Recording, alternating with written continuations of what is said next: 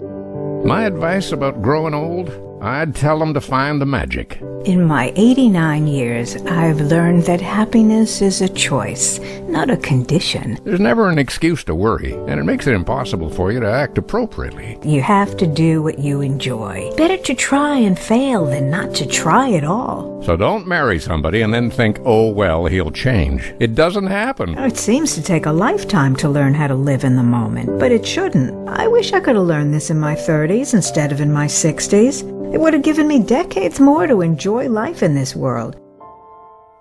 Over many years as a gerontologist, I'd studied older people, and it was only later in my career, really relatively recently, that one particular idea hit me. Could we talk to older people and use them as sources of advice for the young? Even though older people in their 70s, 80s, and beyond experience loss, experience illness, they actually are happier than younger people are. It seemed to me there had to be a way to get that wisdom and distill it and show younger people what old people know about leading the good life and being happy.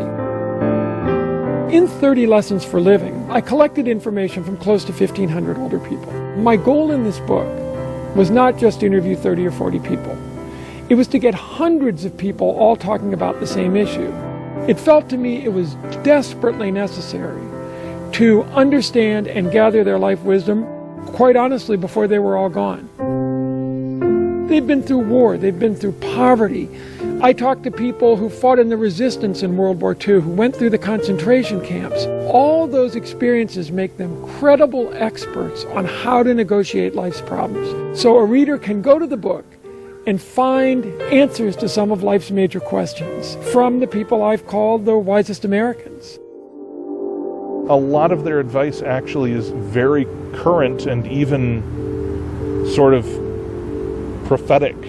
What I began to realize was how much of a parallel there was between what our grandparents and great-grandparents went through and what we're going through today. When you get that many people with that much life behind them, there's going to be an awful lot of useful wisdom for anyone. The level of emotional intensity with these interviews was, there was one interview where I was fighting back tears pretty hard because you connect with these people in a way that you don't expect to. Hearing these stories come from someone who you don't know, and to hear, what they've gone through and the lessons that they've learned and would like to pass on really touches you in a different way. It really made me reflect on the person I was and who I wanted to be. I think if you read these people's voices, it really brings it home to you. Because there's one thing that you do know at 70, 80, or 90 that younger people don't know, and that's that life is very, very short. It seems to a 20-year-old like you have this endless expanse of years and time. The answer is really, existentially, you don't. You're going to get to 60 and maybe have 30 or 40 more years of lifetime.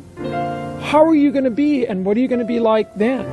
If we can take that perspective as a 20-year-old, as a 30-year-old, as a 40-year-old, it really changes the way you live your life. You can make key decisions now that will make your life more enjoyable because of that.